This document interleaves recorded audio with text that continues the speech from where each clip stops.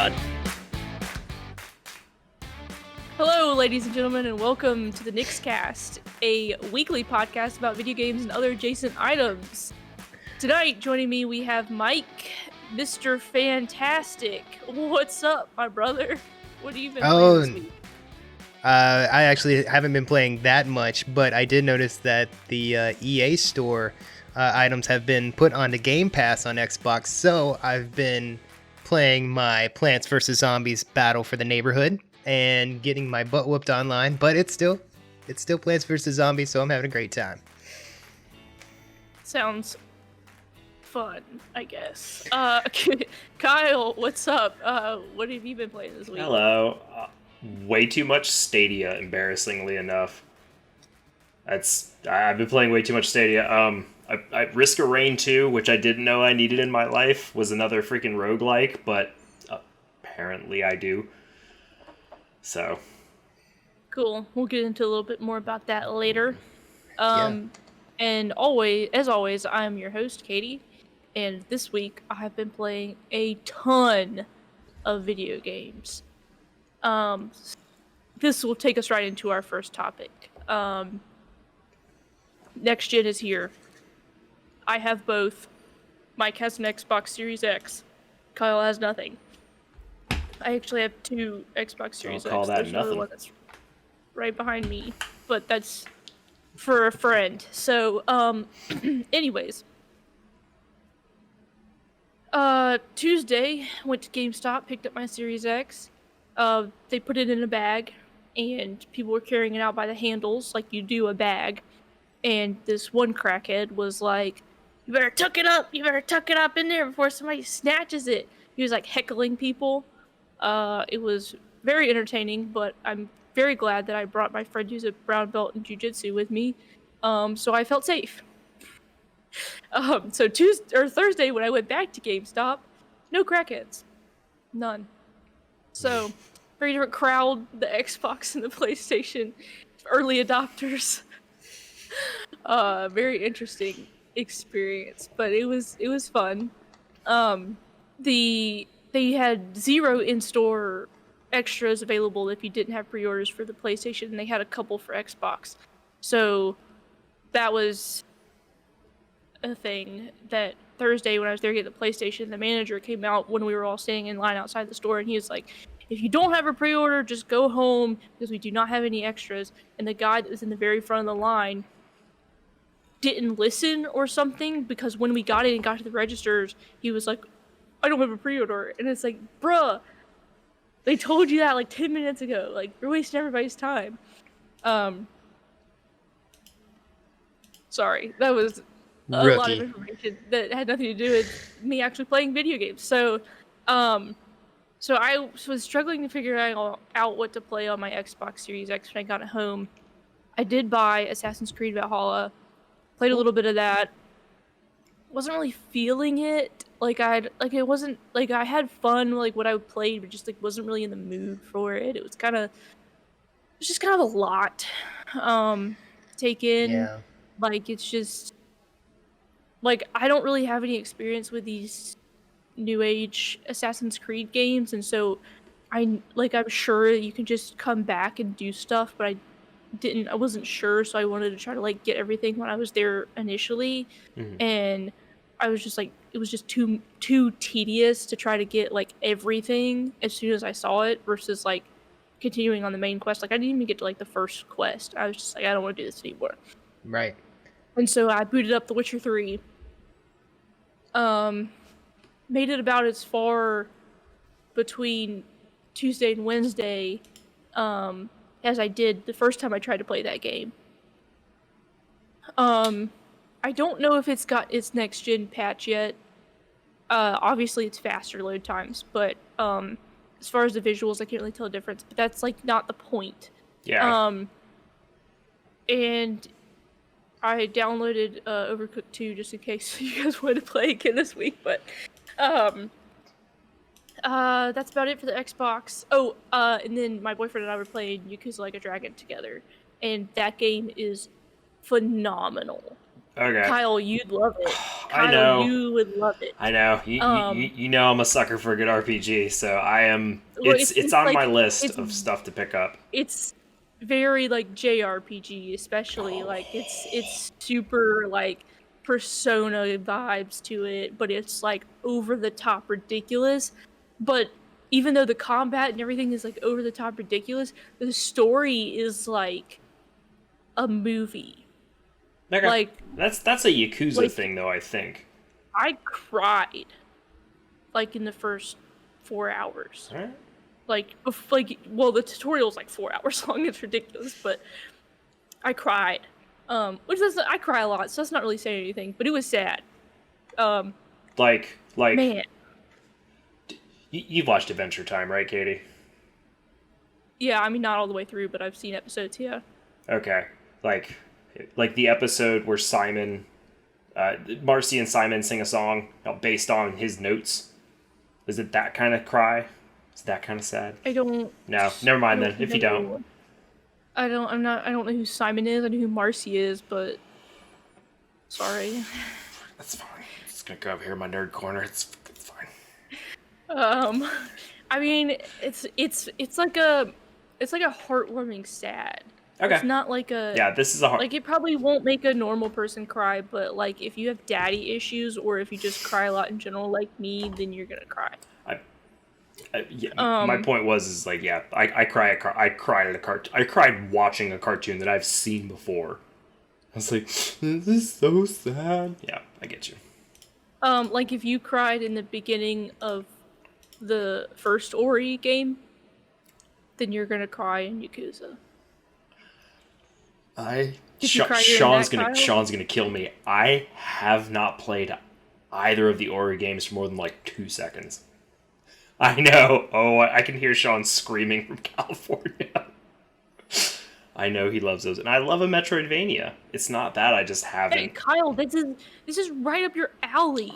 And you're on Game Pass. Yeah. You can buy them on Switch. I know. He only plays games on Stadia right now. Yeah, sorry. We'll get there. Holy crap, will we get there? It is. I may not have an Xbox Series X or PS5, but I got Stadia. Well, yeah, so Yakuza Like a Dragon is fantastic. The load times are so quick, you can't even read the title of the hint before it loads. But other than that, there's nothing next-gen about it, which is fine, because I don't need, like, cutting-edge graphics to enjoy a game. I mean, look at Persona 5. That's, like, one of my favorite games of all time, and it's got, like... It's on aggressively PS3. Average graphics. Well, but it's on PS3. I mean, like, it's not... Yeah. It can look good there. So, yeah, I get that. Yeah. But, yeah, so Yakuza Like a Dragon, I give it a 2 thumbs up. Go play it. You can buy it on your PS4 or your Xbox One or your Xbox Series X. You cannot buy it on PS5 until March. It's exclusivity deal. Mm-hmm. But is that a smart delivery game? Yes. Okay. But I don't know if it's the PlayStation version of that. No. Smart delivery. I'm only talking about Xbox. Okay. Because I don't know. They've rebranded it as something else on the PS4, right. PS5. They didn't really brand it like forwards compatibility. I guess something, I don't know. But it would be a good game to play on your Vita too if you wanted to. Cast it from your PS4. If you ever get your PS4 back, Mike. If you ever finish How's Last Abby of Us doing, 2. Mike? Yep, we're doing good. Stay tuned. Close. Do you know how Abby is doing at this point in time? I do. Hanging out.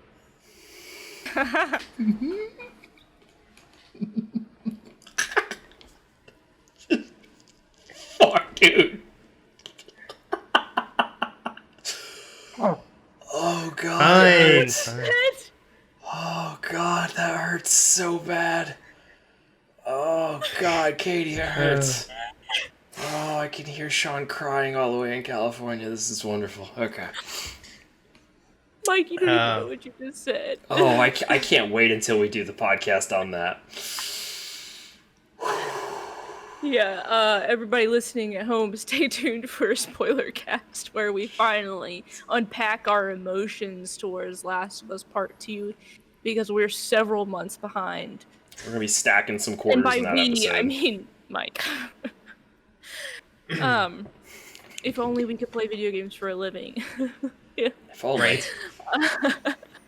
So that wraps up my Xbox experience. I don't think I didn't play anything else on it. I thought about trying to play Fallout New Vegas, but I don't think I have an active game on the Xbox ecosystem. I didn't want to start from the beginning again. Yeah.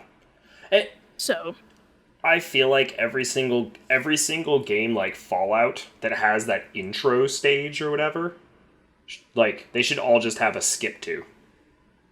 Like just built in that's a pet peeve of mine. I feel like it should be a thing that you can do. The Witcher 3 does that. The Witcher 3 does that. The Witcher 3 does do that. And in fact, you can even, if you play the DLC and you don't have a save file that says appropriate levels, you can actually make a new one. Because I had to do that when I went from the regular Xbox version on one downloaded to the complete edition. They're considered separate editions, so the save files didn't transfer, which... So that's why I haven't played the DLC. Do you think that when Cyberpunk Game of the Year edition comes out, will it work in the same capacity? Because that's going to be super annoying. It depends on the architecture of how they build the games. But anyway, cross progression and stuff like that. I don't think I've ever bought DLC before. Like, ever. I have. Because I'm just... I just, like, by the time DLC comes out, I'm normally done playing the game.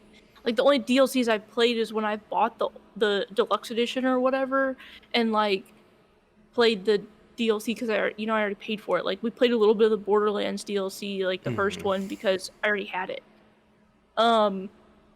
Yeah, a lot of times DLC comes out a little bit late. Like, whenever you beat the game, and then a few weeks later you might get a DLC, and you're like, that was a really fun game. If I would have had the option to, like, as soon as I beat the game, I would have definitely got more into it. Yeah, I've had that before too. Like Resident Evil, I bought everything and barely made it through that DLC. I'm a big fan of the Game of the Year editions or like complete editions or whatever, because then I can play the DLC, but you play it just all together and just seems like but the thing is, I buy so many games day one nowadays versus a year ago when I was buying most things for $20 because they've been out for 4 years. Yeah. Sorry, that was a little bit of a tangent. No. So back to my next gen experience. Thursday, I went to go pick up my PS5. I got Spider-Man Miles Morales, Demon's Souls, and Sackboy's Big Adventure. Let's cut through all the bullshit. How's Sackboy's Big Adventure?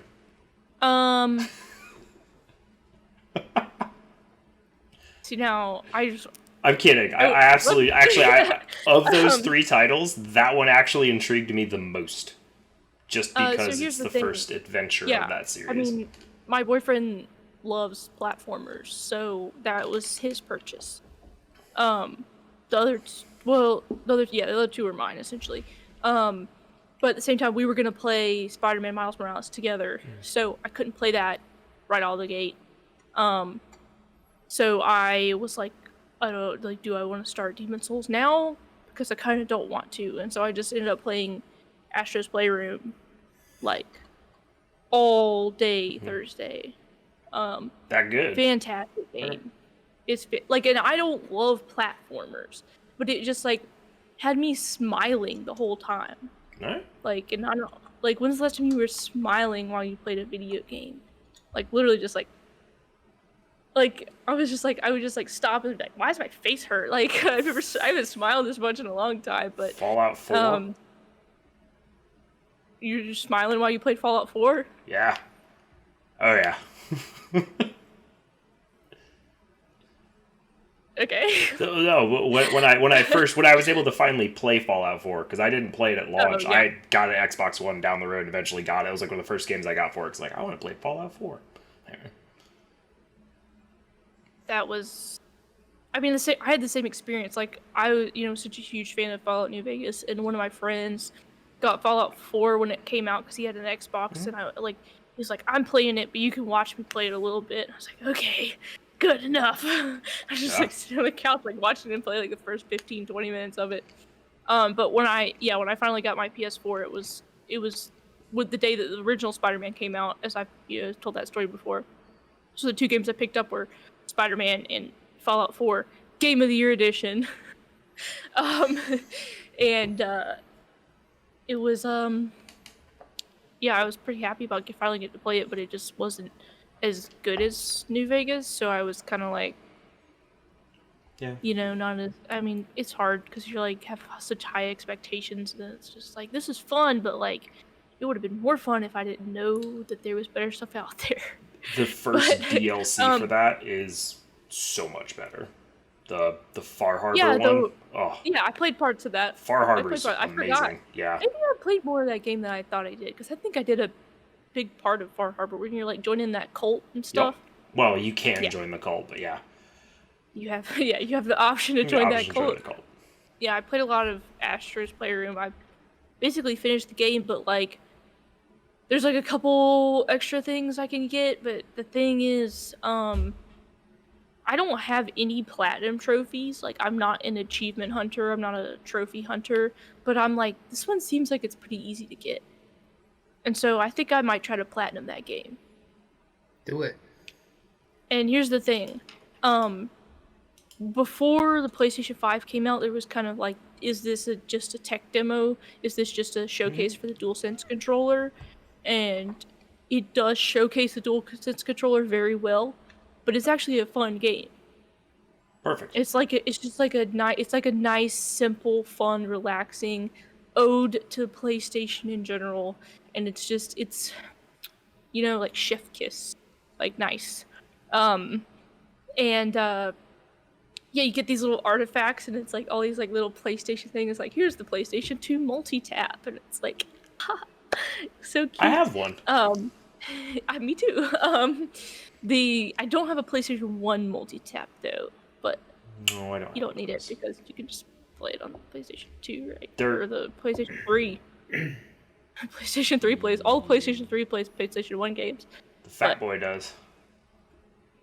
All of them do. All of them are backwards. But only the fat one plays PS2. Got it. Okay. And only certain models of the Fat Boy. Ah. Because we have a Fat Boy that doesn't play PlayStation 2 games. Because someone didn't read the description on eBay when they bought it. Anyways, wasn't me. Yeah. So we played a lot of that, and then we did play. Oh, and I played Bugsnax. Oh yeah, that looked fine. It looked cute. I have a thing about anthropomorphic food. Or personified food. Okay. The level in Super Mario Odyssey that's food based gives me the heebie-jeebies. So that's your fear factor game then. It's like we're gonna lock Kate in and make her play Bugsnax. It's not as bad. For some reason, it's like the lunch meats. Like, I don't know. Sorry, I'm just like thinking about the Super Mario Odyssey level is like stressing me out. But yeah, Bugsnax was pretty cute. I mean, it was kind of like, I don't want to play too much of this in one sitting, but I played like maybe an hour and a half. It doesn't make any sense though, because these people are like living on this island, and they're like clearly been eating the Bugsnax like as their main source of food. As you want to do. All of them have normal limbs, but then whenever you feed them Bugsnax, their limbs turn into whatever food. So like, is there like does it wear off? Because like a polymorph potion? Like everybody's like starving because like their main hunter girl has like disappeared when you get to the island. So it makes sense that like if it wears off, then their limbs go back to normal, and that's why everybody's limbs are normal when you get there, because they haven't been eating. But how hard can it be to catch a strawberry that walks around? I'm just asking. The strawberry ones that's like the easy mode. Okay. But you can the still live off a strawberry. This is my point. Is like, just because 100 girls gone doesn't mean like Joe can go chase down a strawberry. I think will be okay. The one guy's just like a idiot. He's just like a stupid idiot, and he just like can't do anything for himself. So he just like he's just like laying there, and you like find him, and he's like, "Help!" Oh, that was really bad. Sorry, that was me trying to do an Australian accent and then deciding I better not. Help!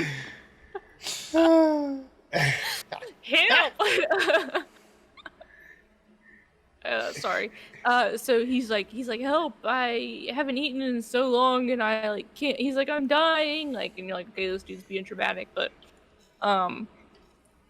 yeah, he's like, I'm so bad at everything. I can't even catch the strawberries. And then he's like, please help me. And then you have to catch the strawberries for him, and it's really easy. But that's like the tutorial. Is it? I almost said tutorial Pokemon. Is it strawberries like BEE? Sure, I think it's STRARRBY. Okay. Strawberry. I don't know. That just seems like a pun we left on the table, man. What I didn't expect is that they say their names, like Pokemon.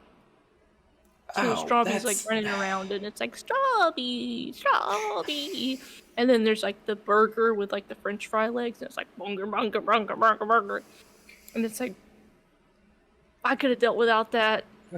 I could deal without that in Pokemon. I think that crap's like, annoying. A lot of extra voice acting that you guys probably could have passed on. Like, do these even need to make noises? But yeah, one complaint that I have heard from other people is that for some reason the audio is messed up in the game. So you'll have two NPCs talking to each other, and one of their volumes will be astronomically louder than the other. And you're just like...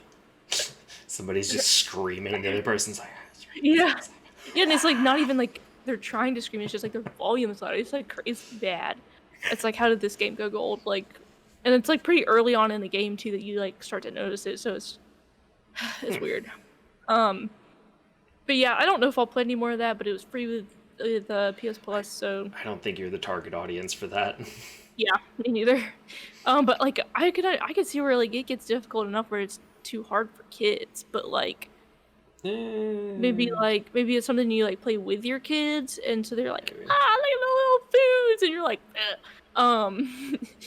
here, let me catch it for you, Billy. Like, I don't. But what else did I play? So yeah, I did play some Spider-Man. I did not go play the remastered, even though I kind of wanted to do that first. We decided to go with play Miles Morales first, and it's fun. You know, it's fine. It's what you want, more Spider-Man. I was gonna say, is it more of the same, or is it enough to warrant it being a new game? Or does it feel more like DLC? It doesn't really feel like DLC because it's a different part of New York. Okay.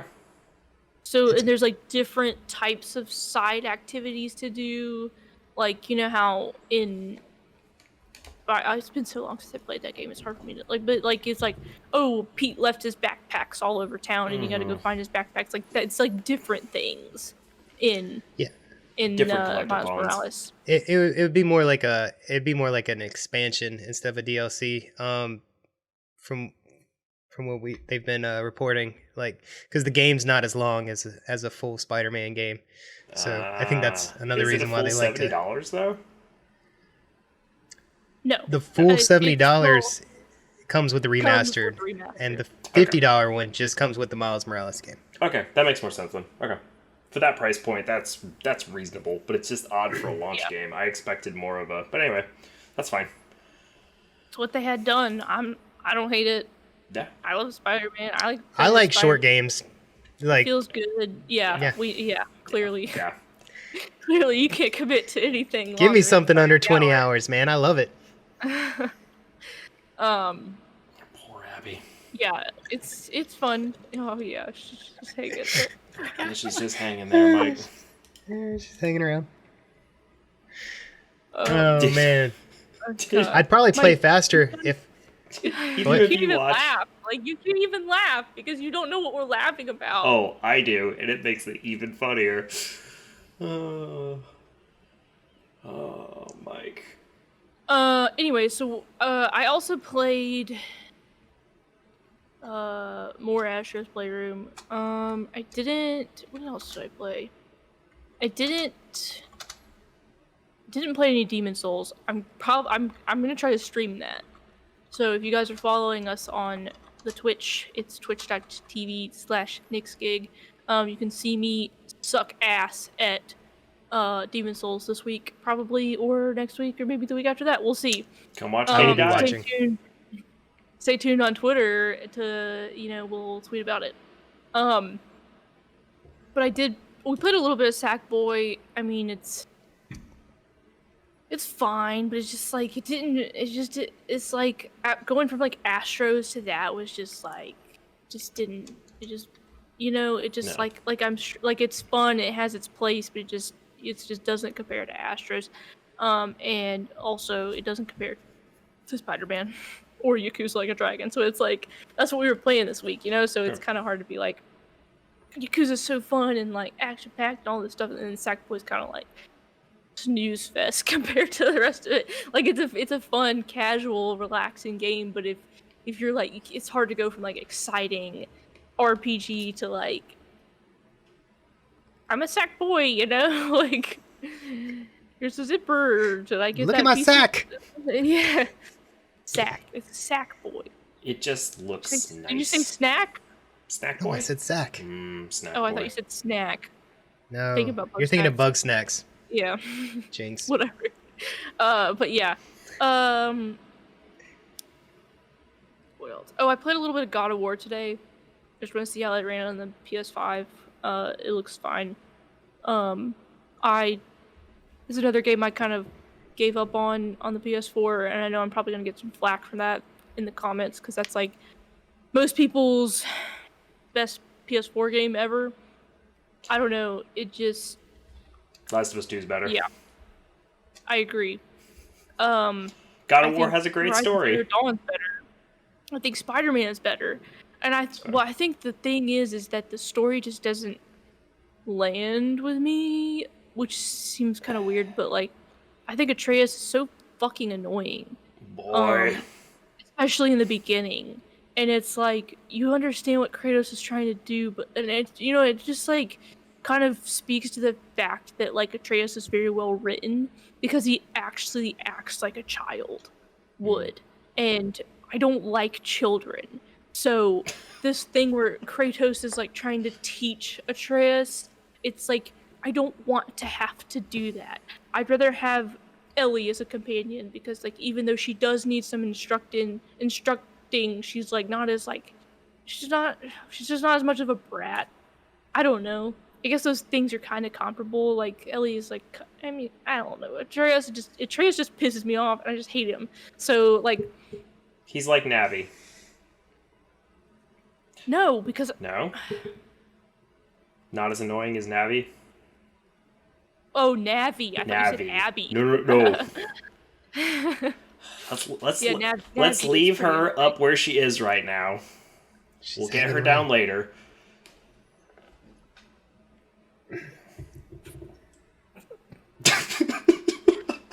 Am I gonna have to finish this game tonight after this podcast gets over? You just leave her hanging out, man. It's fine. She's just hanging out.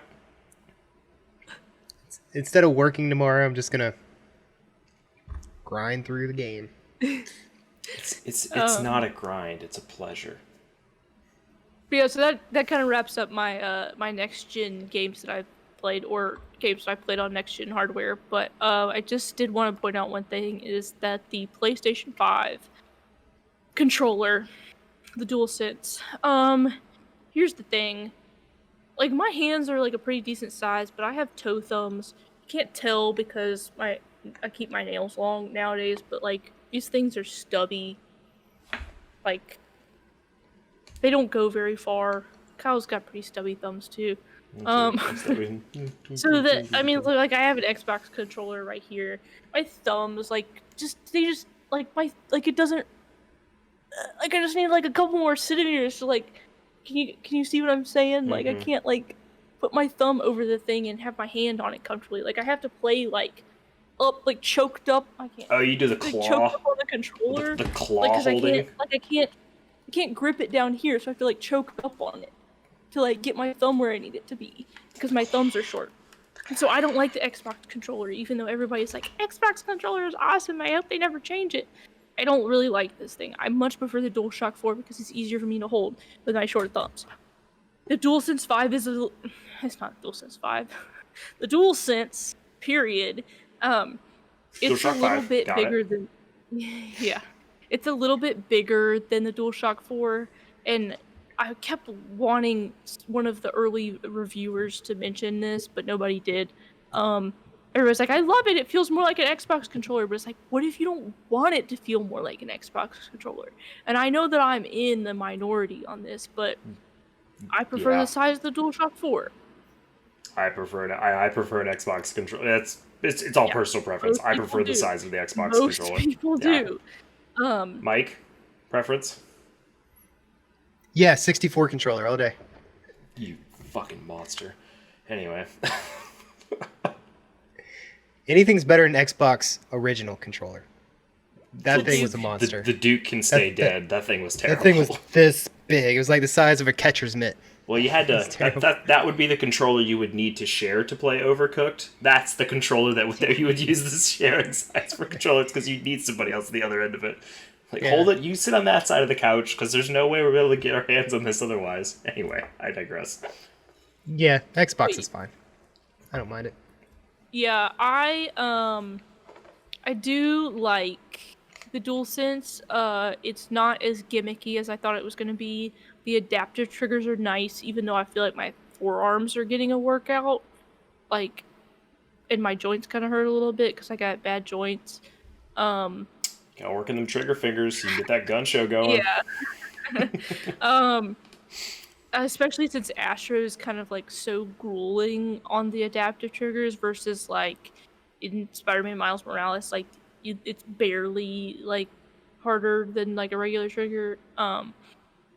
But some of the Astro ones, there's this one where you're in like this little rocket ship and you have to like do like the left jet and the right jet, and it's like hard to push. And then there's this one where you're like a monkey like climbing shit and you're like and it's like you're like it's yeah, that's the thumbnail right there.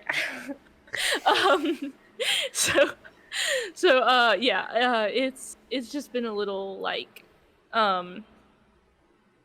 you can turn it off for people that have like more serious joint issues, but it's fun. It's new, it's exciting. You know, we haven't seen innovation like this since the Wii remote, you know, so it's pretty exciting. What, Kyle? I was thinking, because no, pressure sensitive was a PS2 thing. That's when they started introducing pressure sensitive button presses. So yeah, I was just trying to think if there was something analog. Else. Yeah. I was trying to think. Yeah, I was trying to think if there was any other, but you're right. Yeah, I can't think of anything between that. That's all. So the Series X controller's fine. It feels just like the Series or the Xbox One controller, except for it's like a little heavier, which is nice, and it has that extra button. But we have an Xbox Elite controller, so that's just like miles beyond everything. So, and that's it for my So my next gen. But we'll have a video. I'll do a video on it. That's kind of more like editorial. So keep an eye out for that. I got some good jokes planned for you guys. Yeah. Can't wait. So onto our actual news instead of just me talking about my next gen experience for 20 minutes. PS5 Remote Play app has started appearing on PS4 consoles. So this gave me a bright idea. If you can play your PS4 on your Vita and you can play your PS5 on your PS4, maybe you can chain those together and play it on your Vita. The answer is no, you can't. I'm very disappointed because I tried to do it today and I tried it both ways. I tried starting the Remote Play on my Vita on my PS4 and then clicking on the PS5 Remote Play app, and it was like, this app is not, or you can't start this app because PS4 is being used in Remote Play. And then I tried starting it on the PS4, starting the PS5 Remote Play on the PS4, and then starting the PS4 Remote Play on the Vita, and the Vita was like, can't connect to PS4 because it's in an app that won't let you do Remote Play or something like that. They hit it, bastards.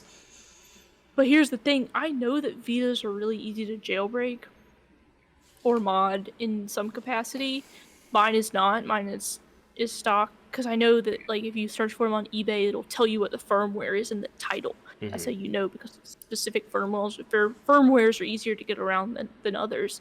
And I wonder if there's somebody in the modding community that will figure out how to do this. Either that, or it would be super nice if PlayStation would just put PS5 Remote Play on the Vita, but that's a pipe dream. Yeah. I'm aware. Yeah, I don't see the Vita getting much more love than it's... When was the last Vita game to be released? It's been a while. Love this thing. Why does PlayStation love this as much as I do? I don't know. They didn't give any love to... And the PSP had love. Like, the PSP had love. Like, and there are genuinely 2 games that are PSP games that I don't think you can play on anything right now that I would die to play. The Final Fantasy VII. What is that one? Crisis Core. Yes, thank you, Crisis Core. Yeah, I would love to play that again. I loved that on PSP, but it's not available on anything else. And there's another one. Oh, Third Birthday, but that's just it's an absolute trash game. It's the third Parasite Eve, but it's absolute trash. I just wanted to play it because whatever. PSP, you can plug your PSP into your TV. The cables are pretty cheap. Oh. Did you know that? I didn't, but that would be an absolute like it would work in the office, but it would be a nightmare in the living room.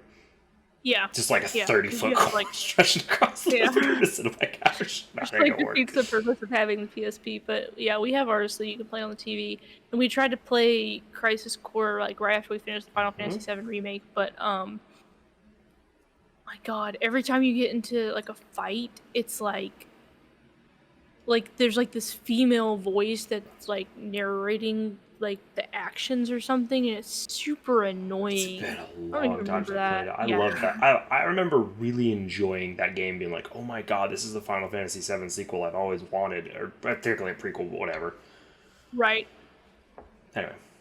Yeah, to get more information about Zack. Yeah, it's super interesting.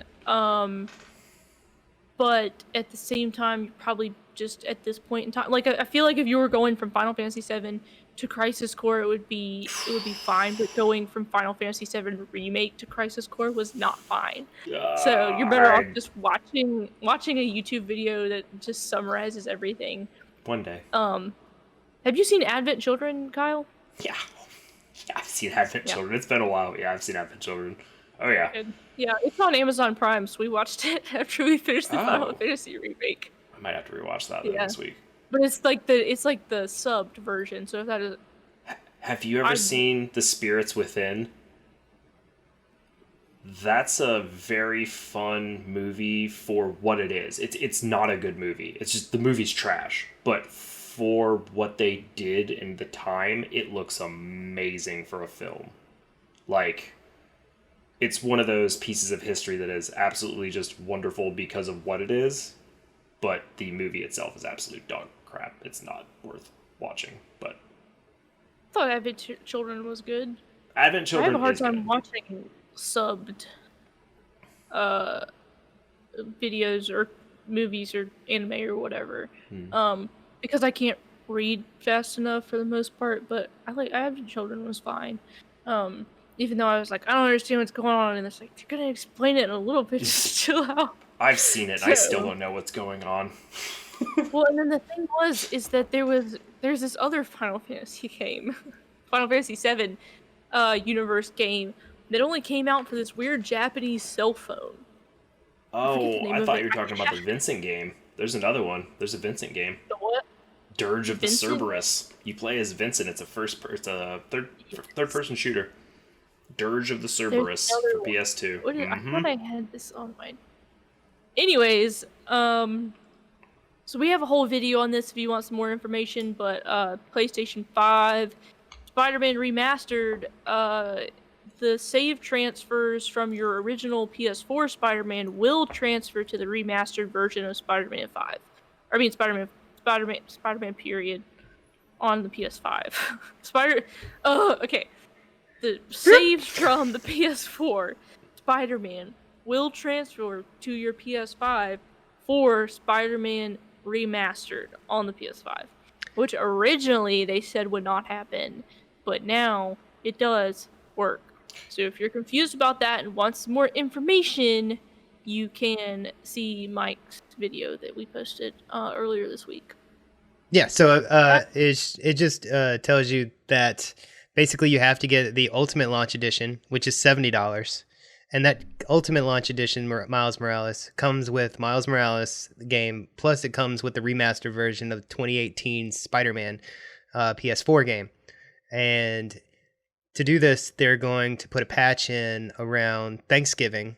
They said it should be in around Thanksgiving. So you can't do it yet, but maybe by next week they'll have it in, and you should be able to transfer your save game from your PS4 to your PS5 new Ultimate Launch Edition. If you didn't get the Ultimate Launch Edition, say you pre-ordered the $50 regular Miles Morales game, you will be able to go to the PlayStation Store and upgrade for $20 to get the remastered Spider-Man version as well. So, no need to fret. You can still get it and still play your remastered Spider-Man game with your save data from your 2018 game if you need to continue on that saga.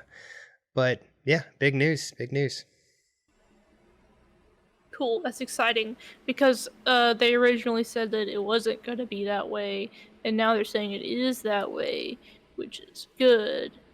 Yeah, they tweeted, "We heard you." That was the first line in the tweet they sent out, was "We heard you." So apparently there was a lot of people bitching about, give me my save data on this game. I love when consumers bully organizations into doing something that's consumer friendly. Yeah, when everybody stands up for a cause, it changes the world. Like, look at the Sonic the Hedgehog movie. That would be my example. Look at the Sonic the Hedgehog movie, because we got to reference that in every podcast from now on. Thanks, Jim Carrey, for bringing us Dr. Robotnik and actually doing a really good job of it. That was a great movie. That was a great movie. I loved it, dude. It was fun. Yeah, we do a live streaming review of it one time on Steam. On Steam.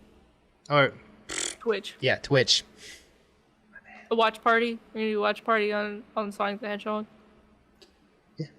What? Yes. Or a review? Yeah, I'm down. I don't know. I'll watch it again. I don't know how that works, but sure. Song at the end, I still haven't seen it yet, so. Oh my god, Bro. Jesus Christ, bro. Now, Mike, you're gonna if you're expecting Super Mario Bros, because we've established you love this movie, you're gonna be very disappointed, because this is actually good. Sonic the Hedgehog may actually be the best video game movie. That's bold claim. Detective Pikachu is pretty good. Detective Pikachu is really, oh yeah. And I'm not even the hugest Pokemon guy, but God, I love that. Pokemon. Yeah, Pokemon. That's what it's called, Pokemon. Or I'm sorry, Chimpokomon, is that right? Chimpokomon. That was a deep South Park cut. Moving right along. Okay. Amazon sent out emails last week telling people that their Series X pre-orders have been delayed and might not be there until the end of the year. Which is frustrating. Say you're a parent with a child and all they wanted was that new fresh console that smelled like a new car for Christmas Day. And then you order it in September because you're like, okay, Timmy, we'll get you this console. And then all of a sudden, it's not going to be here till New Year's Eve. So Tiny Tim is going to have a very disappointing Christmas. And what do? You know? Please, Mama, can we play? Game Pass Well, here's the on thing. Series X. A couple things. First of all, he's gonna be stuck with Stadia.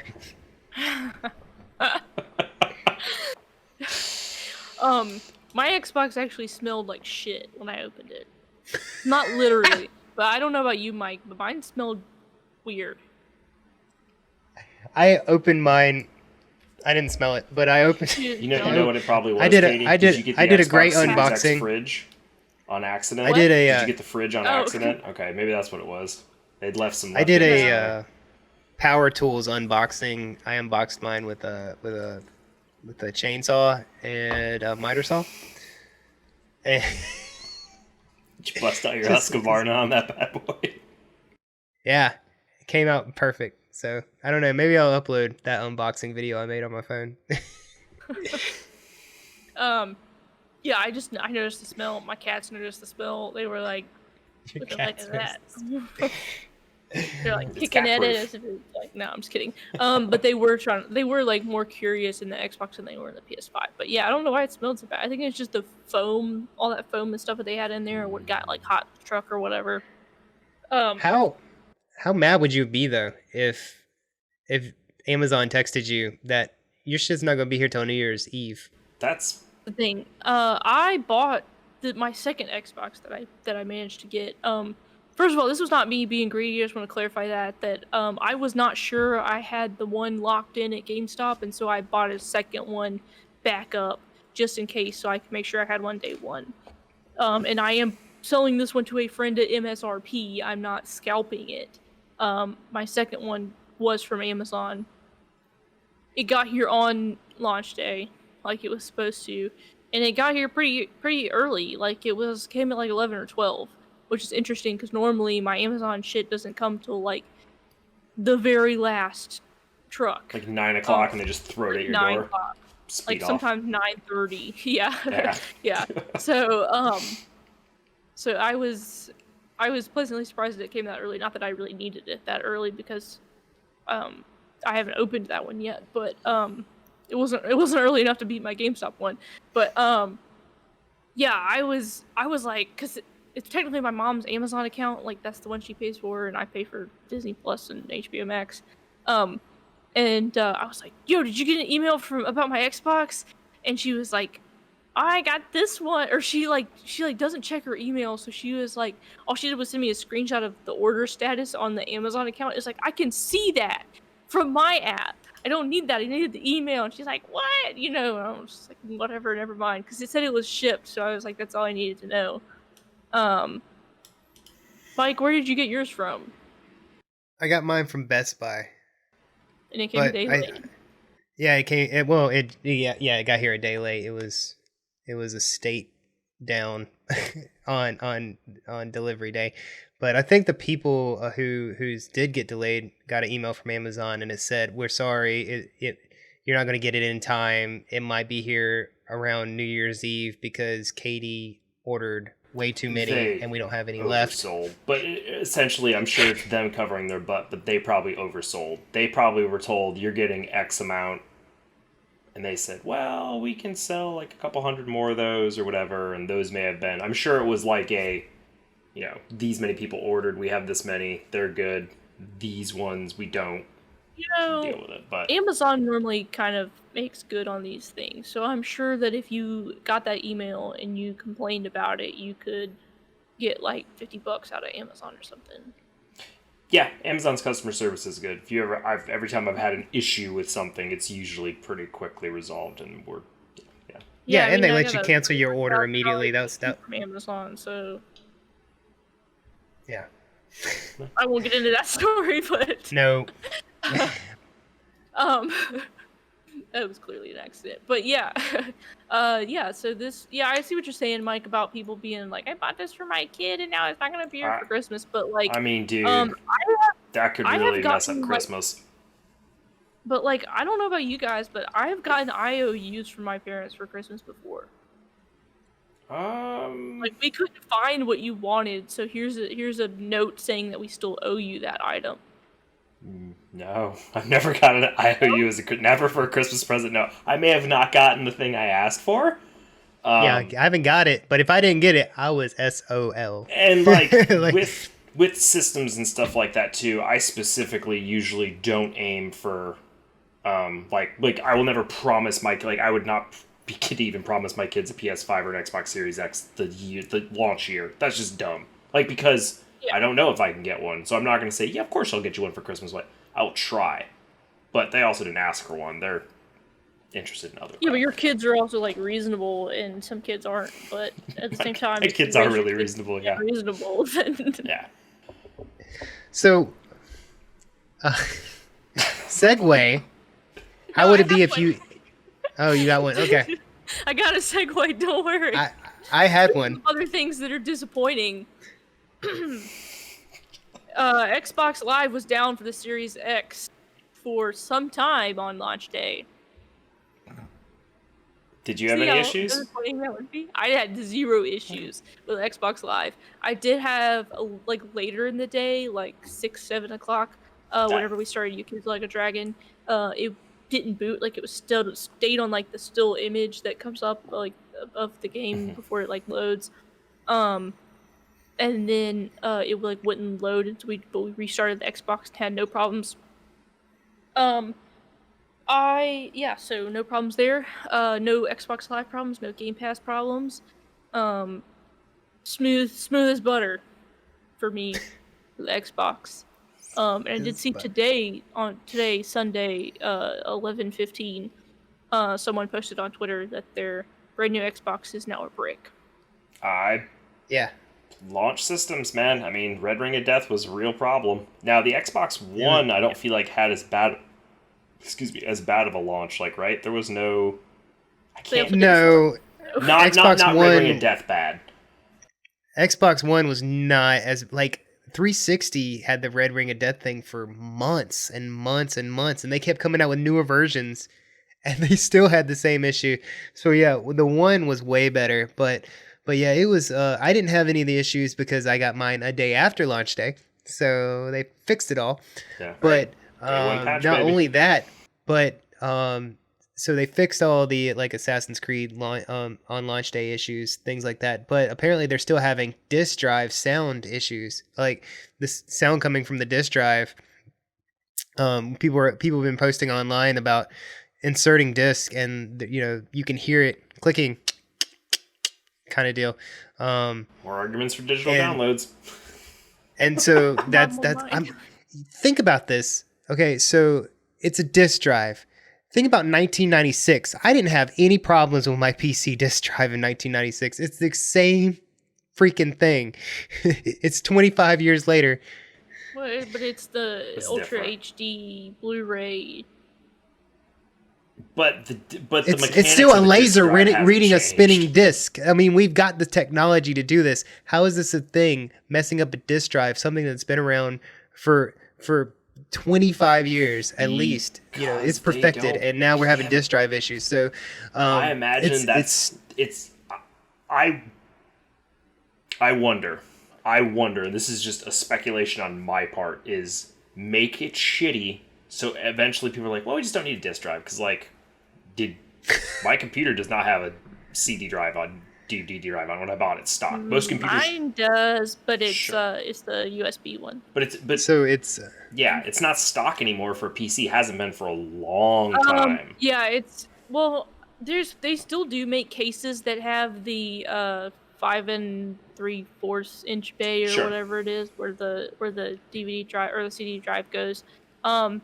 But I couldn't find one that was like a reasonable price with the right fan configuration that I wanted so I could have that drive bay in there. I wanted to do a drive bay in there, but it didn't work out, so I just bought like a cheap like $30 USB one, which is fine. But yeah, most people don't put them in there anymore, which is fine. I think computers look better without them in there. Well, not only the disk drive issue is crapping out on them. And we're not. If you ignore the Kyle's conspiracy corner down there about like let's make it crappy, because I don't think that Xbox is going to make a lesser end product on when they're competing with PlayStation. To prove a point, I think I think they just dropped the ball on it, and they probably got a bad third party driver or something in there. Yeah, that's the thing that Microsoft does have, like, a literal disadvantage to Sony, is that Sony owns all their own factories and Microsoft doesn't. And I was researching this article, and I was coming across more articles, and people were having smoking issues. Have you guys seen any of this? Like, those are fake, Mike. Those are they? All fake. Mike people got trolled. Blowing vape smoke into their Xbox. Is that why he was holding it? He was literally holding a vape pen in his hand when I was like, this dude's vaping. Those are like, all okay. fake. Okay, but the disc drive things are definitely 2020. happening. Say what? It said 2020. Okay. Xbox Series X picked up a freaking vape issue. It's like, Jesus, this day's hard enough. All right, let's play some games now. You know how the Xbox, their like cooling system is like the chimney effect, right? So people are like, Okay. "Ooh." So you can just blow like vape smoke in the bottom and it'll just go straight up. And then Xbox tweeted, I can't believe we have to say this, but please don't put vape smoke in your Xbox Series X. Whoever's running the Twitter account at Xbox needs a fucking raise, man. They're hilarious. That's great. That's hilarious. Yeah. But they did also make a refrigerator that looks like the Xbox. And I need a new fridge. So I didn't see any prices. Yeah, they're not.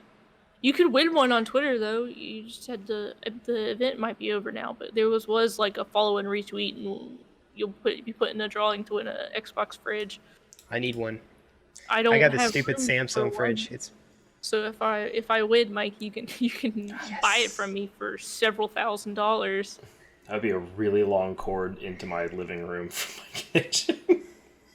To plug it in, like, oh well, it's gotta play some Xbox. It doesn't. I don't think it plays games. Well, it that's just looks crap. like a Series X. No, that's You garbage. haven't- It's garbage. What's the point? It I've literally seen just it. looks like the Xbox Series X. It's literally a meme. That's stupid. It's just a meme. Mm-mm. It's just like a pop culture sculpture. That's so stupid. I did see today that PlayStation 5 is having a weird disc noise too, but it's not like the scraping sound or the clicking sound. It's like a whining from like a coil or something. And I do think mine's doing that a little bit, but it's like just on startup, and then it doesn't do it anymore. I mean, So- Why is this an issue? With new systems, with launch versions of these systems, it's expected there's gonna be a few like you're gonna have a few bad eggs period across it. Like they're gonna show up, but of course, in our day and age, they're gonna pop up on Twitter. They're gonna go viral. People are gonna, Blow it out of proportion. Yeah. Yeah. That's why I always buy my stuff from Best Buy, just because on my console first gens, because their return policy is just amazing. How many that's red why rings? I returned probably A lot. I probably returned 12 360s. I was gonna say, I remember it was a lot. It was because bad. And this was back in the day. I didn't think, I didn't game a lot for fun, or I just did it for fun, not, seriously. But I came up with a new gamer tag each time, so I lost my stuff after each thing. So then I'm like, oh, let me just sign back in to my, that's a thing. I paid for the extra $50 at GameStop for both my systems for the 1 year warranty. Smart. So, Yeah. and so basically the manager was like giving us the spiel, and he was like, "We are holding back systems for Replacements. warranty purposes." So it's not like, oh, you're bringing your broken PlayStation 5 back into GameStop, but they don't have any to give you. Like it's not gonna be like that. Like GameStop as an organization is holding some back for the warranties because console launches are always so volatile. Mm-hmm. So I hope that I don't have to do that, but also at the same time, I hope that I do so that I can actually make that $50 worth it. And GameStop's not getting free money out of me. Just kidding. I love GameStop. I don't buy those warranties, but that's me. I also don't buy systems at launch. I wait. Well, Sony and Microsoft both have like their own warranty, but it's like you have to ship it in and you're not getting it back for another 6 months or whatever, Yeah. or they try to fix your system and send it back to you instead of just giving you a new one. You have to literally ship it to Japan for PlayStation. They have to, physically, someone will come and pick it up from your house and fly it over to Japan to get it fixed. It's about that time frame, right? Yes, might as well be. But GameStop will be like, if they have one in store, they'll give it to you right then and there, and if they don't, they'll have one shipped to the store, so you can come pick it up in like 5 days or something like that. I wasn't gonna do it, but then they were like, really? You're not gonna do it? And it's like, I've never seen them talk to me that way, because I'm a regular. I go to GameStop almost once a week. If for nothing else, I just like to talk to those guys. Man, they try that crap every time. I'm like, no. Do you want the warranty? Like, I don't do the warranty on the disc because I treat my disc with tender love and care, and I do it on I'll do it on the console, whatever. Yeah. But yes, so we're expecting, we'll see whose next gen console breaks first. It'll be an adventure. It's gonna be mine. It's gonna be Mike's. He's cursed. It is. Mm-hmm. Definitely gonna be mine.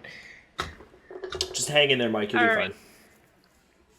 Getting away from next gen news a little bit. Sam & Max Save the World is being remastered for the Nintendo Switch. I have absolutely nothing to add to this conversation. Go for it, boys. Oh my god, I'm so excited, Mike. I don't remember too much about it. It was a good time. I remember it was hilarious. So funny. And I saw the new trailer for it, and the graphics look great. What do you think? It's an amazing remaster. There's also going to be a VR version coming out as well for those who prefer VR. If you like VR and you're looking for a fun game, Sam & Max is a classic adventure game. There have been, I feel like 5 games. I may be wrong on that. Let me know in the comments how many there actually are. But absolutely, if you are looking for something awesome to play, it's coming to Switch, which makes me super excited. It is a perfect platform for this. I plan on picking it up and replaying it. Sam & Max is hilarious. Did they have a cartoon? I can't remember if they made a cartoon. We should do a video on video game cartoons. We'll find out. I know, but I talked about this earlier today. Sam & Max. Great. It's instant buy for me. Instant buy for remaster. Nice. It's so good. It's going to be awesome. Super excited. All right. Next up, Sega is planning more Atlas ports and remasters and remakes, thanks to the success of Persona 4 Golden on PC. So, as I said earlier, I like my Vita. Kyle likes his Vita, but so many people don't have Vitas or hate their Vitas, so they do not have Persona 4 Golden and have never gotten to experience it. I do own it on my Vita and still bought it on Steam when it got to Steam.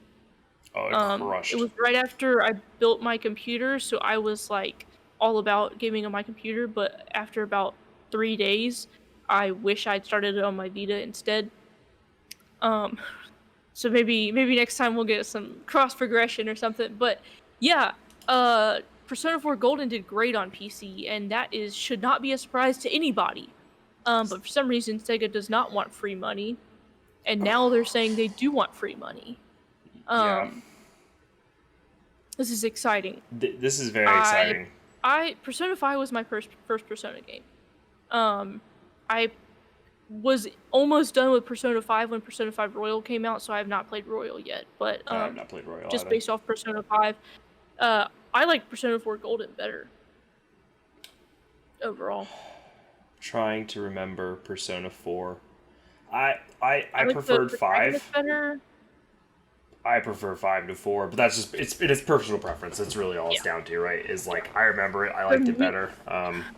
Well, the music in Persona 5 is awesome, but the music in Persona 4 Golden is also awesome.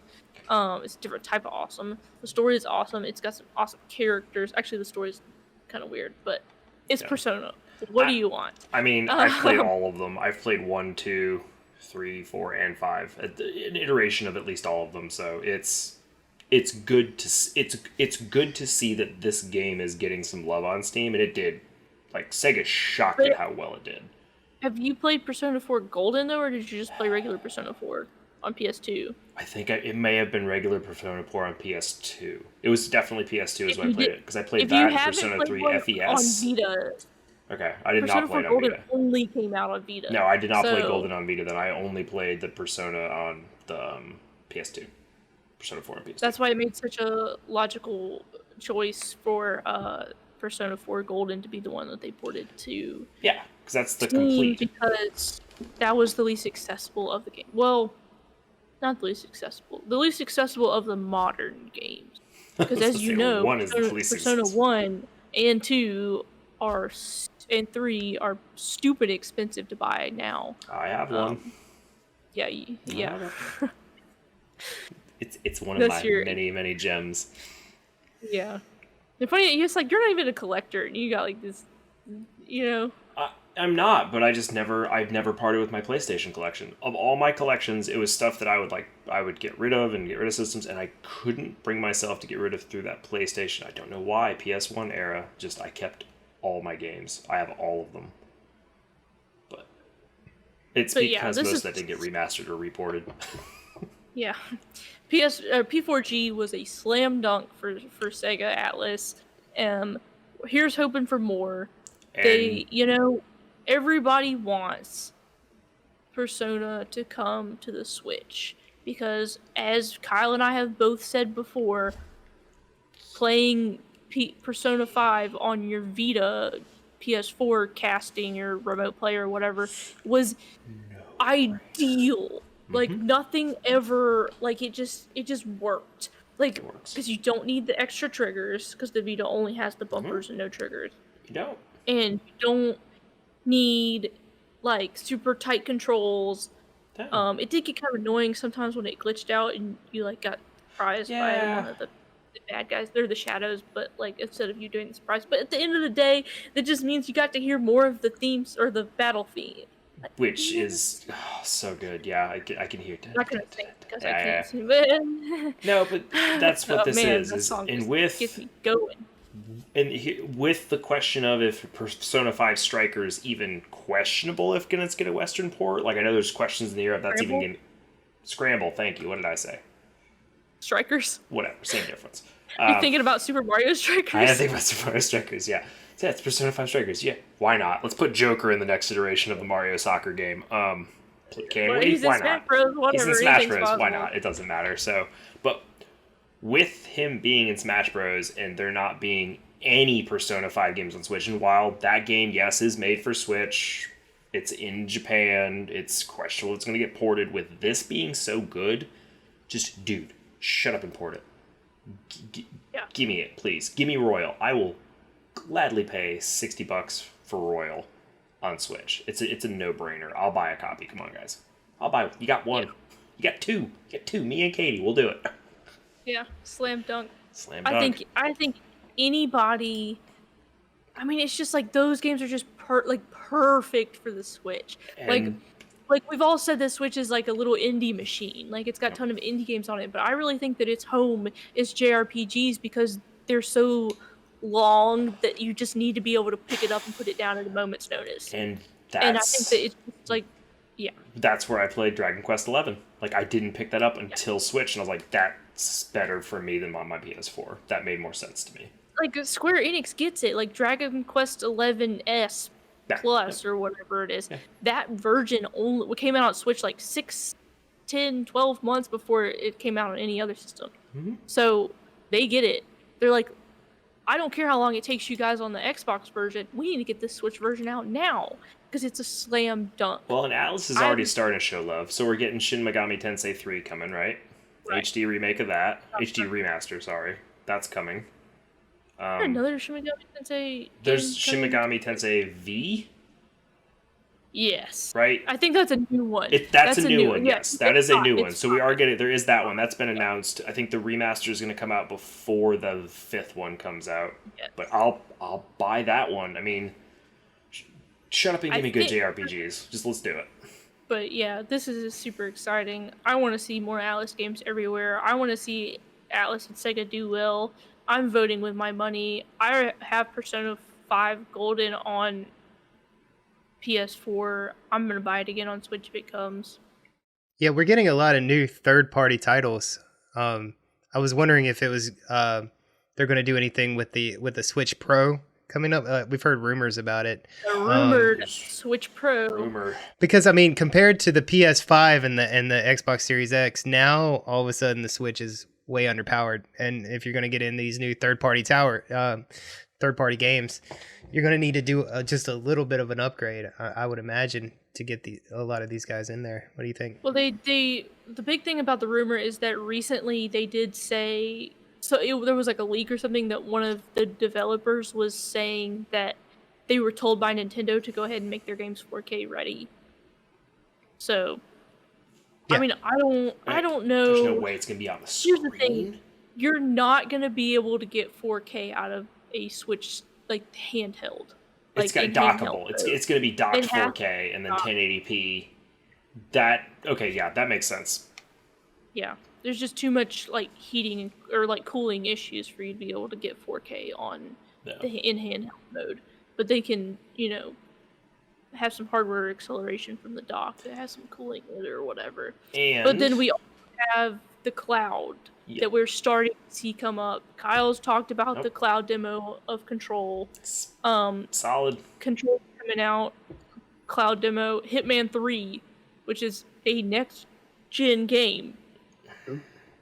Cloud version. Nintendo Switch. Maybe I'll check it out. I wonder...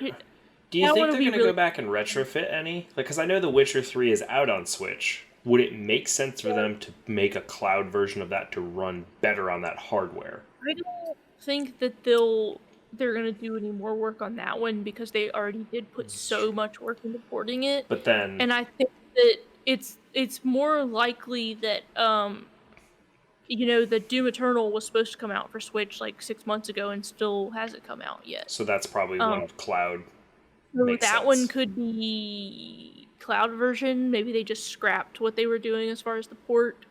But that seems like pretty late in development to just like scrap and start over on the cloud version. But it depends. I guess if you're making a version for Stadia anyways, you might as well fucking make it for Nintendo. That's what I was going to say. I wonder if you can't take a Stadia version and switch that into that.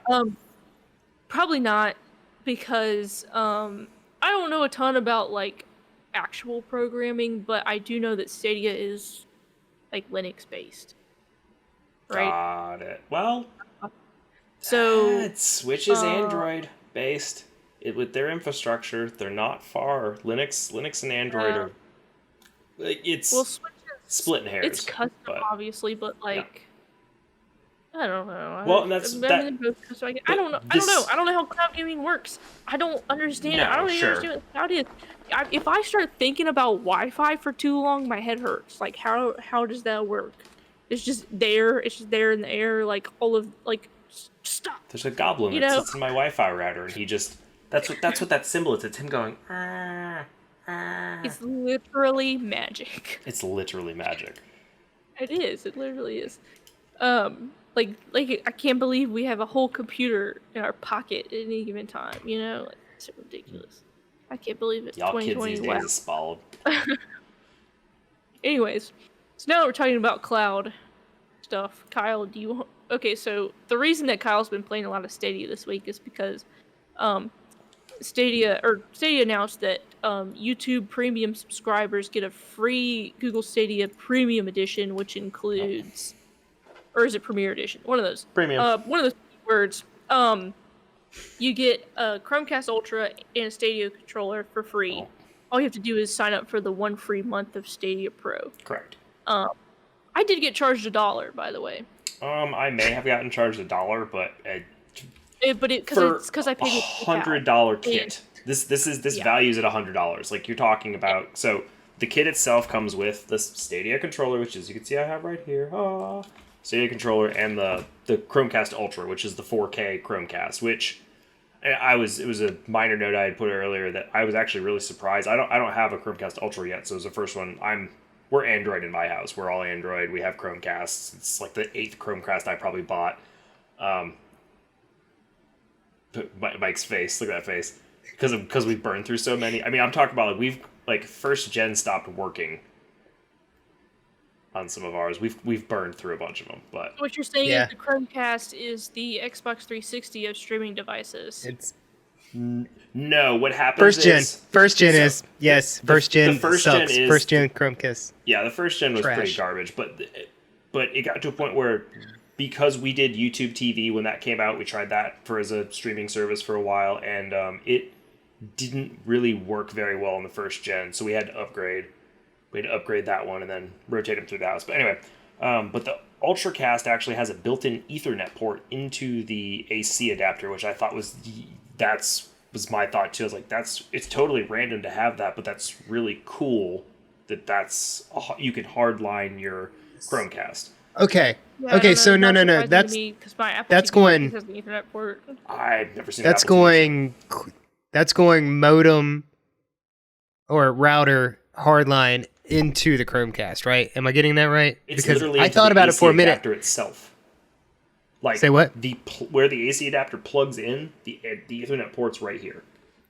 Right, but that's so you can like plug it into your router, Yes, right? that is directly. so you can hardline. So I was just making sure that it wasn't like, we'll grab this Wi-Fi and you can hardline something. No. I don't know. I don't think that. I don't think that may be the purpose of it, but I highly doubt that.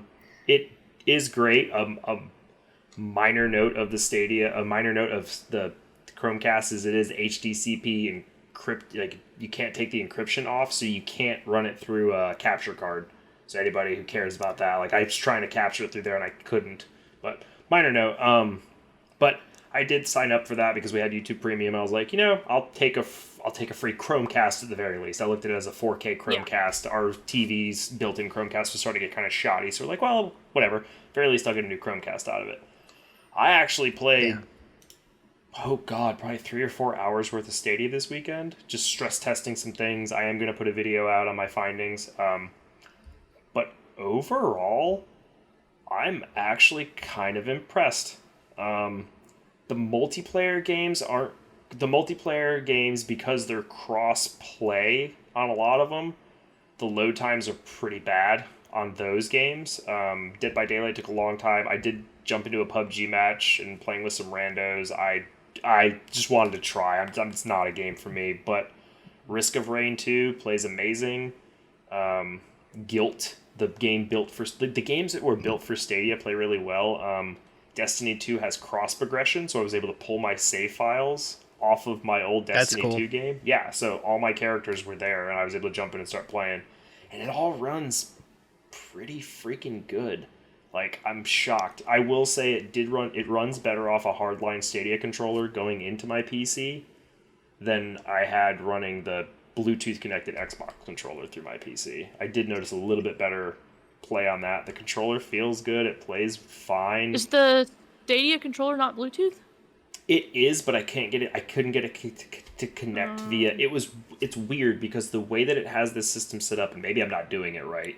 I was able to get it connected to the Chromecast, but I can't record the Chromecast. So I was trying to record some stuff for a video, but anyway, it's good. I mean, it's not bad.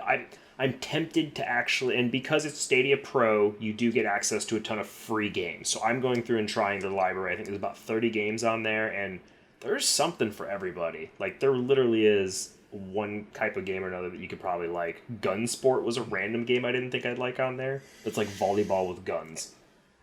Like, yeah, it's a little ridiculous. It's super ridiculous, but it's fun and chill. So anyway, it's interesting. Well, so I also have YouTube Premium, so I ordered one too, but I ordered it several days after Kyle did because I couldn't figure out how to do it on my phone, and so I needed to do it on my computer, and I just didn't feel like sitting at my computer because I was too busy playing next gen games, I guess. Yeah.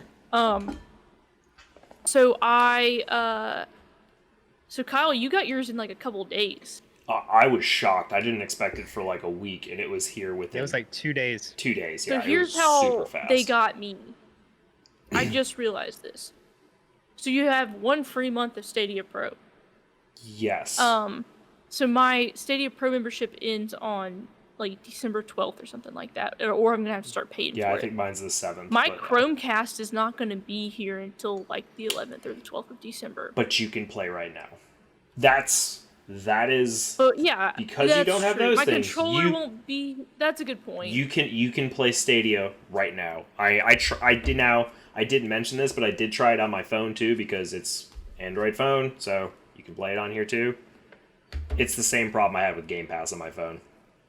The phone's too damn small for anything. For xCloud. xCloud, yeah. Yeah, I'm just glad that Google has enough money to send everybody free Chromecast. Thanks, Google. Well, I guess it's not everybody. I want to make sure that it is YouTube It Premium is YouTube subscribers. Premium members, Which, yes. you know what? I wonder if you can just do your free month of YouTube Premium, get your free month of Stadia Pro, and get your free Chromecast Ultra I'm Stadia sure. controller. I'm sure you could. Oh, no. It won't work like that because now this is a caveat here. If you want it, you have to have been a premium member prior to November 7th or 8th. I'll look up the exact date. But there was a date buy. You had to be a premium member up to this date. And you have until December 31st, 2020 to claim it. Gotcha. And they'll ship it to you after that. But yeah, there is a limited window on this. It's not forever, but still. All right. Well, our last topic of the day, something that might not be on Stadia. Bad segue. Phil Spencer has played quite a bit of Elden Ring, calls it Miyazaki's most ambitious game. So Elden Ring is a game that we've talked about before on this podcast.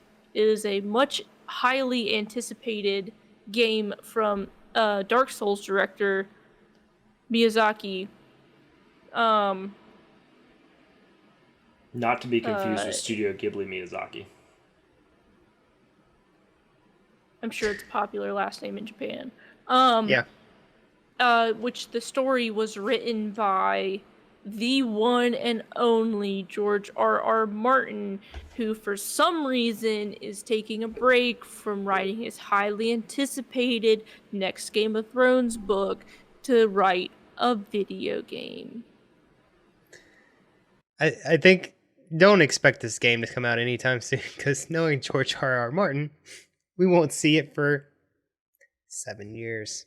I think George R.R. Martin just needs a due date, so, like some other people in this podcast. he just needs that deadline. And he has nobody to give him deadlines because he's so popular that his publisher's just like, yeah, get it done whenever. Versus like, here, can you write this video game for us? You have 6 months. Like, sure, no problem. Dude, it doesn't matter. Winds of Winter is going to come out. Winds of Winter, right? That's the next one. Yeah, Winds of Winter is going to come out. I'll buy it day one. Shut up and give me that thing. Yeah. Oh my god, give me that book. Well, I'll probably wait for the audiobook to come out, but... Fun fact, the RR stands for Ray Ray. But the thing... Yeah, Ray Ray. George Ray Martin. Oh, what's up, Ray Ray? But, okay, so this game, we do have a little glint of hope. Phil Spencer, the head of Xbox, has said that he has played quite a bit of this game. While Spencer can't say too much, he gave us enough to set the hype high. As someone who's played all of Miyazaki's games over the last decade, this is clearly the most ambitious game he's done, says Spencer. I mean, I love his games, but I'm seeing some of the gameplay mechanics stuff that he's tackling. He and the team are tackling this time of the setting, working with other creators in terms of stories. I love it. So it sounds like they're finally putting an ambitious narrative on a Dark Souls style game that has Dark Souls type interesting mechanics, gameplay mechanics, and then also has a story and a setting and a time frame, I guess. I don't know. Yeah, I'll play so it. we've talked about FromSoft games in this podcast before. Mainly, we talked about how I'm terrible at games, but I do want to say, I meant to say this earlier with regards to Spider-Man. So in 2018, when Spider-Man came out for the PS4, I was just getting back into video games. And I have not put down the controller since. I can tell how much better I've gotten from playing Spider-Man Miles Morales. It's a good bar. Like, it's just so weird because it was like my basis for video games kind of before Spider-Man came out was just playing Bethesda games for the most part. And like their controls are all pretty similar to each other, and so I think it was just really jarring for me the Spider-Man that the controls were not the same. But now since I play so many games and I'll play multiple games in the same time period, I'm used to being able to switch up controls more easily. And so I'm better at video games than I used to be, but I'm still dog shit terrible, and I do not have high hopes for Elden Ring. Was that our I'm dog shit terrible counter? Did we finally hit 1 for this episode? I think you're gonna term dog shit terrible. No, I think you're gonna. It's me joking. You're gonna surprise yourself. I think you're gonna like it because I know you're gonna buy it just because it's got George R. Martin's name to it. You're gonna buy it, but I think you're gonna buy it and you're gonna do well at it. But the question it sounds amazing. Is with it being a narratively driven game more so than the rest of From Software games, is this an entry point for them to make a decision of maybe we should try an easy mode? So I think that is the question. Accessibility features or something. Something. Like, I think it was always called the girlfriend mode or whatever, jokingly back in the day. Yeah. But whatever, yeah, haha. But still, but I mean, some people just want to play the story mode, which there's nothing wrong with that. I mean, like we've talked about before, like it's video games are for everybody. Like I feel like it's kind of crap to put that get good mentality on a game. Like, well, you suck at it, you just need to get better at it. Like, but what if I can't get better? Like and of course, like I've seen dudes beat Dark Souls with a freaking DDR pad. Like, I get that you can get good at that mechanic, but that actually might be easier with a DDR pad because then you don't have like the propensity to just like spam the buttons. Because it really is a rhythm game, you know? Yeah. Oh yeah, it's dodge, parry, hit, dodge, parry, or whatever. You know, it's getting those mechanics. Yeah. It's learning the game mechanics. But it's like getting the rhythm right versus like my first instinct is just hit the button a bunch of times, you know? But yeah, so I think if they're bothering to spend the money on George R.R. Martin, he ain't cheap, then they better make this game playable by a fuck ton of people. Because if it's not, then people are not going to buy it. I think you're thinking about that backwards.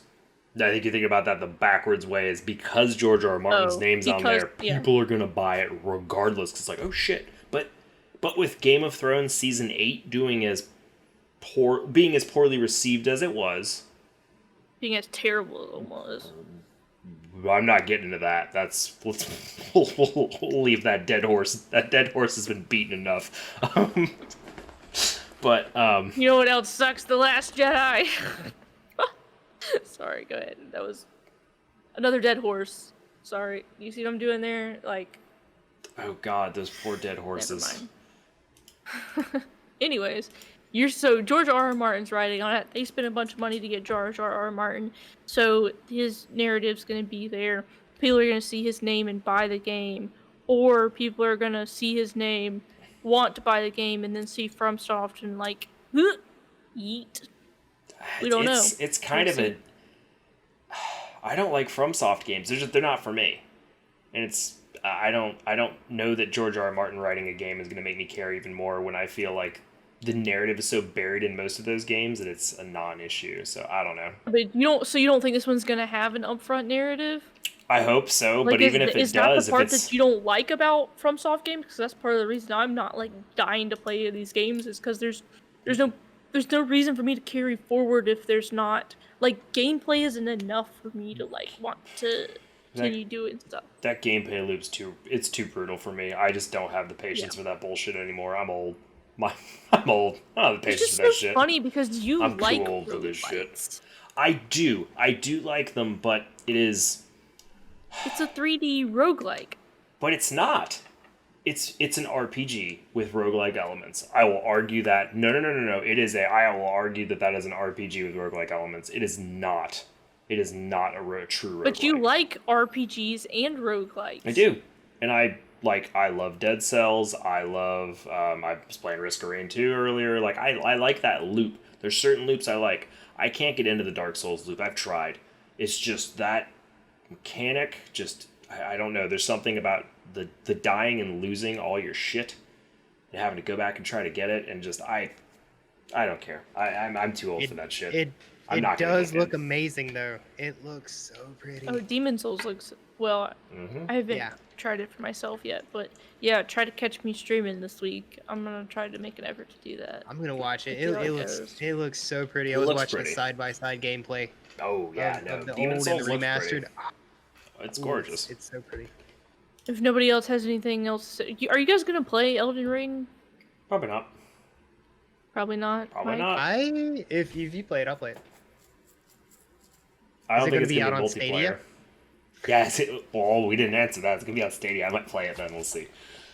No, it won't be. Stadia They haven't really said much about it yet. It's... No release date. When it comes out in 7 years, I'll buy it. Yeah. When it comes out alongside Winds of Winter, I'll play it. Yeah. I mean, okay, so they announced it last E3, so it's been a year and a half since they announced it. But even the announcement didn't have any gameplay footage or anything yet. So if we're saying it's on a 3-year development cycle, it could have been super early in development when they announced it. So we could still have a year and a half left on it. Easy. I mean, it's easy. Yeah, but it's just like, if they were going to tease it that early, they should, like, do more teasers, you know? But Phil Spencer is saying that he's played quite a bit of it. Like, we'll see. Phil, don't tease us like this. Oh, that's their job. They want to tease you like that. It's like, oh shit, I better go pre-order it because Phil's talking about it. That's true. Yeah, and then GameStop gets all your money for the pre-orders, and then the game gets canceled, and you never get your money back. Even though you are supposed to get your money back if that shit happens. But, alright. I'm gonna get it because George R.R. Martin is bae. Did you do remember there was a Telltale Game of Thrones game, right? It was dog shit. Yeah, I know. I don't do Telltales. Oh my god. Like I said, I'm not good at QuickTime events, so like a game that's entirely QuickTime events, pass. Yeah. Pass. Yeah, I don't think there's a good way to do Game of Thrones as a video game. I've thought about it. I think it would have to be like tactical RPG. There is a strategy Game of Thrones game I think that actually is fairly well received on Steam. Oh. There is one version of a Game of Thrones game that I think is actually well reviewed and well received. I couldn't tell you what it is because I don't care, but I know there is at least one version that is well received. Of like the 20 dog shit games they made. Yeah. Yes. Alright, well, with that being over, it is time for our segment called Kyle's Neat Things. Kyle, take it away. I found some neat Tell things us some this neat week. things. So, PS5 did add the wish list to the PS Store, which is... For me, I like wish lists. I do. Do you guys use wish lists at all? No? I want it, I bought it. Sure, but especially for things like there's some things I especially like it on my Switch because there's some games I know that were coming out like the Five Nights at Freddy's Pizzeria Simulator. I know my kids wanted that and I could wish list it, but I couldn't. All the Five Nights at Freddy's are on Game Pass now, though. I know, but we want it on the Switch. Sorry, go ahead. Whatever. Anyway, but as a note of that, they're also making physical versions of the Five Nights at Freddy's games on the Switch. But they're not coming until January, which is a little irritating. So I'll wait and buy them then. But still, not for me. So that's fun. It's just a little side note.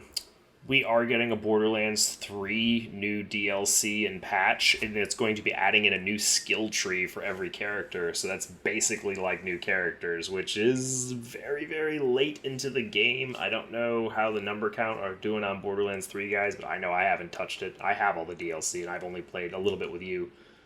We played it over a year ago. Well, Kyle and I played more recently than that. Kyle and I played like after lockdown started. Yep. Because I was like super lonely and I was like, I need some human communication. Somebody played Borderlands 3 with me at lunch. We played like 1 or 2 Yeah, it days. was like 1 or And 2 it was days. like Yeah. I could not remember what I was doing and which guns I liked and stuff like that. And so it was just like I needed like 3 hours just to do inventory management. Yep. And So I was like, "Come on, Katie," and he's like sprinting ahead. I was like, "Stop! I'm still trying to manage my inventory." It's like we only got an hour. It's like ah. So sorry, go ahead. I was gonna say, here's the thing with that. When we were talking about DLC earlier, how we don't like to go back to finish our DLCs that we buy anyway, because I was talking about not playing a Resident Evil DLC because I beat Resident Evil a few weeks before the DLC came out. This is coming out well over a year after I beat Borderlands 3 DLC, so it's just like I am Now, over it right this second. on the flip side of that coin, if you're just now picking it up, and some people do wait until the complete edition's out, till everything's out, and then they barrel through everything. So I mean, like, it's gonna get played. There are probably those people who still are, and there's a lot of other things they've added.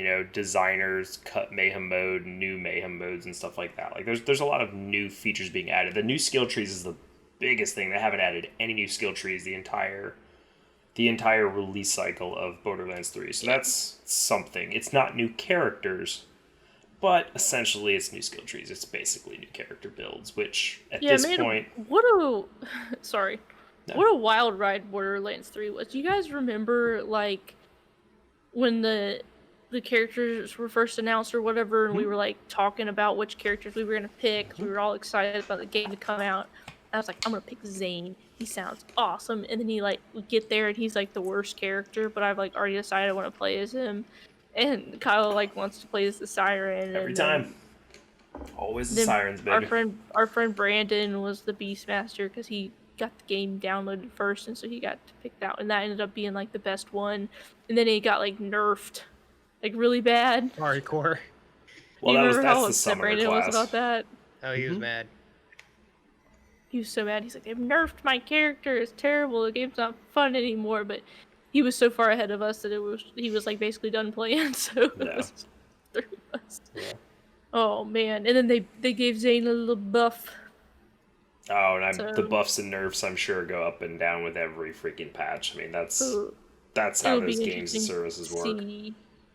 It'll be interesting to see how this fourth skill tree is for all the characters. I would love to see. Yeah, I don't know. I might jump back in and check this out. I might. We'll see. I don't know. I'd like to, but like it's. That would be fun. I would like to go back and play those DLCs just for that. So, but anyway, we'll see. It's just a fun little note. But last little fun nugget on here. There was a canceled Daredevil game that was going to be heavily Tony Hawk inspired. Now, this would have been coming out, oh god, this game was for the 2003 game, based off the movie. 17 years ago. Yeah, so it's wicked old. Footage has been leaked online of this. I was watching some of the footage, and the gameplay is crazy to look at now and think about, but it was the biggest thing when it's talking about Tony Hawk inspired. The biggest thing was going to be grinding. So like Daredevil was going to run and like grind across the power lines and stuff, and grind across ledges and stuff like that, which is cool. But it's kind of funny to think about. And I was telling Mike about this. It almost reminds me of Sunset Overdrive. It seems like that kind of mechanic, but there's some interesting stuff. The footage out there, if you're interested, it's just one of those games that never got finished. But there's leaked footage about there. It's pretty cool, but it's just a random little nugget of happiness like that. There's games that die and never come out. Is it a nugget of happiness or a nugget of sadness? It's a nugget. I think this is a nugget of happiness because we get to see this game that didn't happen, and with Would it it have been being better if it happened? Not necessarily, because it's based off the Daredevil movie. I'll go ahead and say this: it would have been better than the movie, no matter what. Anything's better than that movie. It's a Daredevil movie. Yeah, Ben Affleck. Ben Affleck and who played Bullseye? Oh yeah, Colin Farrell, right? Colin Farrell? Farrell or Colin Firth is the stuffy one, so it is Colin Farrell, right? I don't know. Phone booth guy. Colin something. Pretty sure it's Colin Farrell. Yeah. There's a Netflix show too, right? Yeah. The Netflix show was good. This was Ben Affleck before he was Batfleck. Yeah. And Jennifer Garner was freaking Elektra, right? Yeah. Mm-hmm. Oh. Yeah, then they made an Elektra movie, and that sucked too. Yeah. So the game would have been better than all that. Mm-hmm. This is pre-MCU days, so it's all garbage. But... yeah. Good times. All right. Well, thank you everybody for tuning in to episode 4 of 4 of the NixCast. We're still going. I think we're doing better every episode. Let us know what you let us know what you think in the comments. Like, subscribe, hit the bell for notifications. Click. If you want. That would be cool. Sure Help would us like out to. a little bit. We got some cool stuff in the pipeline that I think you guys are gonna enjoy. So stay tuned for that. And just let us know how you think we're doing. Any feedback is good feedback at this point. So thank you everybody for tuning in. If you made it this far, then thanks all. Big special thank you. You get a gold star. We will see you next week for some more interesting news stories and some more interesting opinions about news stories. And hopefully we won't have to talk about Stadia. Bye. Bye, everybody.